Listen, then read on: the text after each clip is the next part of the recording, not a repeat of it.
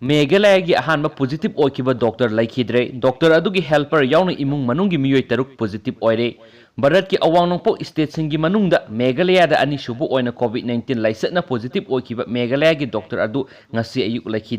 laikhidraba doctor adugi helper yauna imungi miyoi taruk COVID-19 test tawbada positive oire haina Meghalaya gi health department fungdokre laikhidraba doctor adu hokiba ningthokaba numita Silongda leiba veterinary hospital test tawbada positive oikhibani mahak ngasi ayuk pung 2:45 tabada hospital asimaktada laikhidabani laikhidaba doctor adugi maming sailo kawi maksai yankhai gi mapan sukre amaromda laikhidraba doctor adugi imung manung amadi helper yauna miyoi humfugo nipan test tawbada doctor adugi helper amadi imung manungi miyoi taruk adu positive oire lemhokiba atai miyoi sing adu negative oire hairi